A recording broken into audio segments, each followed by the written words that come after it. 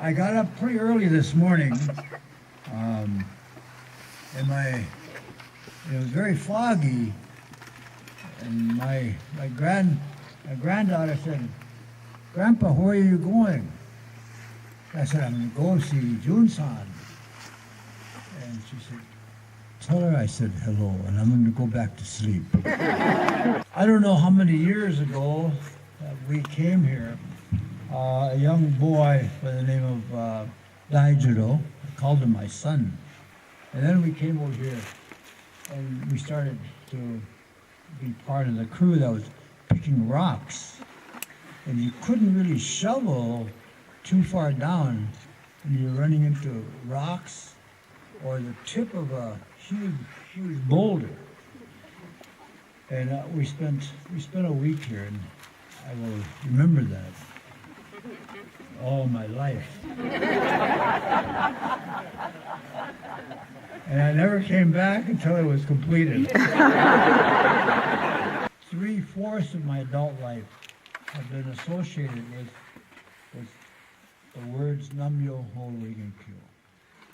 It began so many years ago. I was assigned to a spot near where the protesters were praying, gathering on the inside of the perimeter of the base. Every 10 feet there was some military personnel with a weapon. And there was a cyclone fence about 10 feet from us. And then there was Japanese military, and then Japanese police. And then the monks, this was the first time that I'd heard people chanting the words Nam-myoho Renge-kyo. And then something happened, and the police rushed the students. There was thousands, perhaps 5,000-6,000 people had come marching, and we heard that from a great distance. And they were coming. They were chanting Nam-myoho Renge-kyo. Thousands. And I was getting scared. But the mood was I was getting chilled, not cold. I was just getting. It was very impressive. And for a moment, I thought, I should be over there. And because what was about to happen was that the police had rushed all of the people that were gathered there, and the monks were sitting down, praying, chanting. And they start hitting the monks, and they're hitting them with these clubs, hitting them on the heads, and it sounded like coconuts. And that's when, I couldn't, I had chosen the military to be my career, but it was that incident which I realized that I did not want to be part of the U.S. military. I am Anishinaabe. I am Ojibwe. I am from the land of the Ojibwe people. That is who I am, and that's who I was when I was standing there at Tsunagawa. I was Nowa Cumig Indigenous Cause. That is my name, Nowa Cumig. I'm also known as Dennis Banks, but at that moment, I was Nowa Cumig. And I felt I did not want to participate in the destruction of these people or any other human being. And so I ended my 8 years in the military and never went back. And now I am with Nam-myoho Renge-kyo. I am on this side, and I feel very great. I feel honored to be part of the Panzan Yohoji. I feel great to be part of a group of human beings that care about this earth, that care about each other, that extend the hands of friendship to each other. I feel great because I've been raised in a society that is gated. There's gates all around. And I've been raised that the whites were here and Native people were locked up in the schools, in the boarding schools, of which I was one of them. And the blacks were being trampled on, kicked. Dogs, I watched those scenes. I remember them. Bull Connor using his dogs on the people that are protesting against racism, discrimination. There is an ugly history of the American experience. There is an ugly history of people who have committed very bad deeds. And in the many words of the treaties,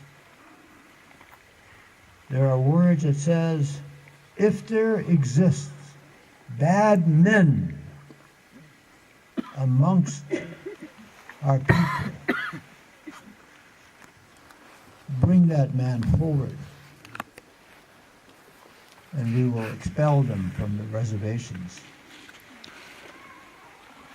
If bad men exist, they knew bad men existed. We knew it.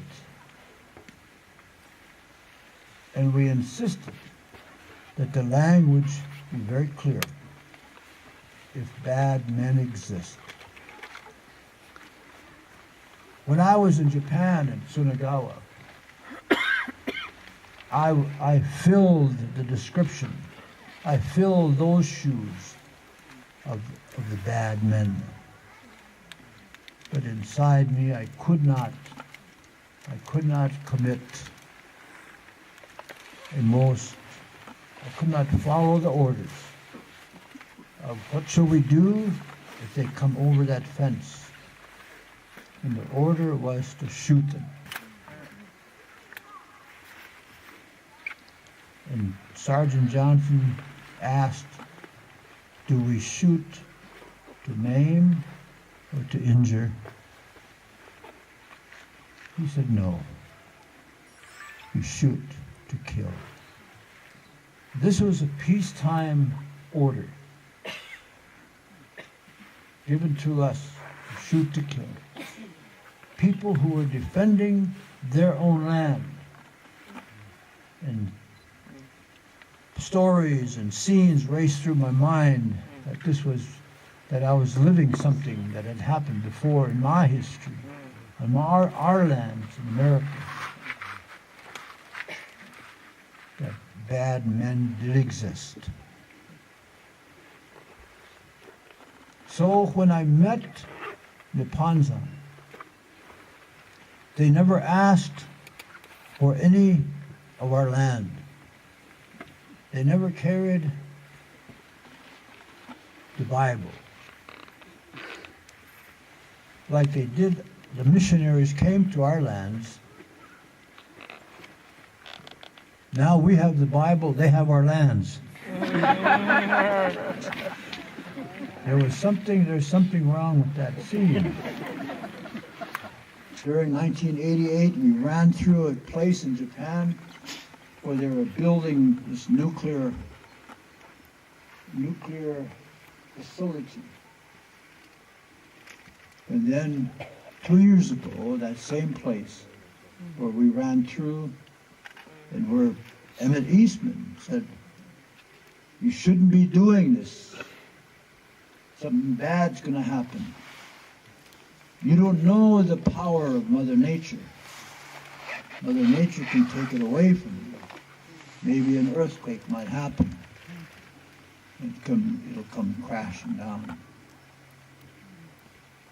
And all the king's men and all the king's horses can never put it together again. And that's the danger that I've seen at Fukushima. I was there. I was there also 2 years ago and a year ago. Well, I've been many places with Tanzan. I've met many good people, and I can lift my hat off, and my scalp will be safe.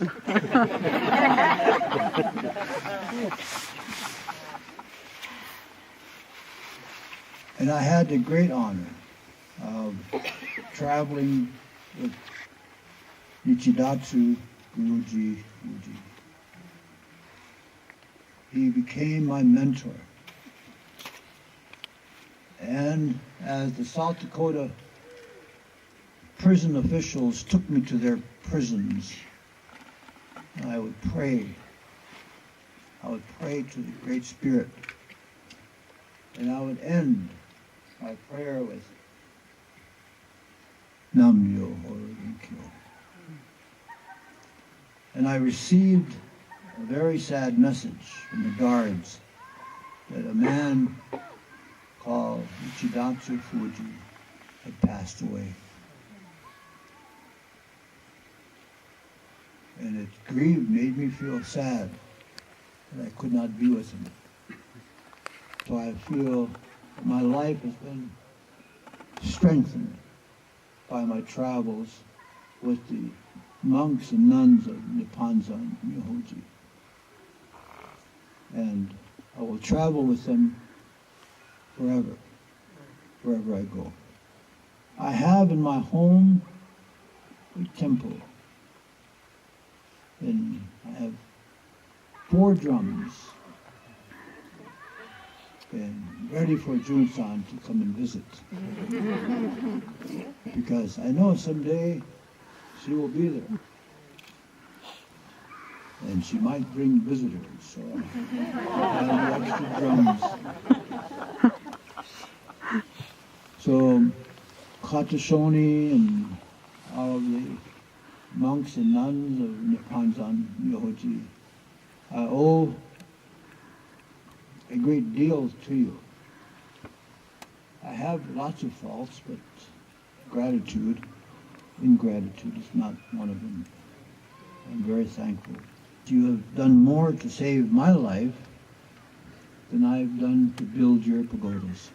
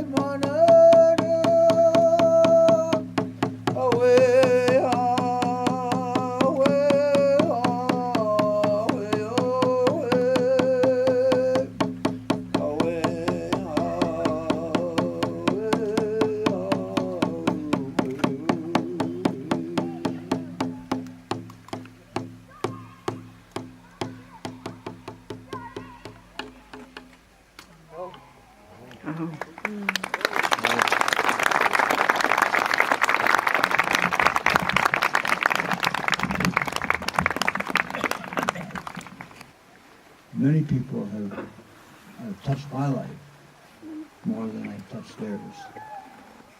And they've given me strength.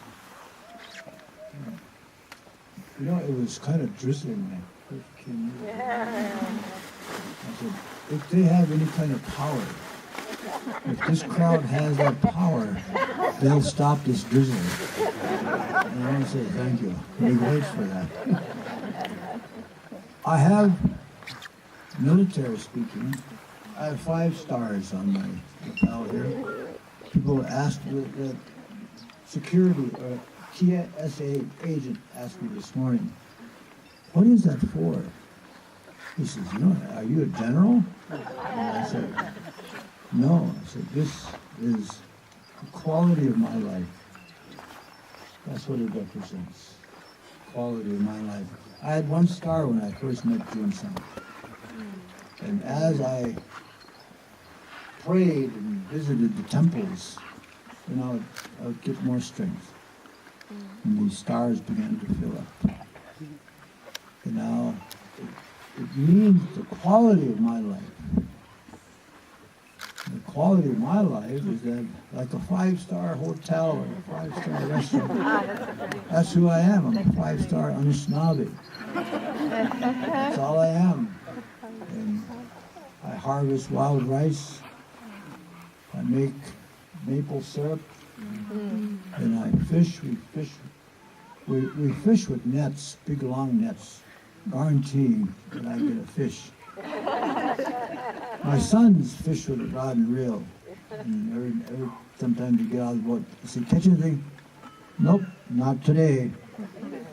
When I come in, I say, Dad, did you get anything? I say, well, I have about 200 fish. So that's the quality of my life. I have 20 children. 20 children. Local.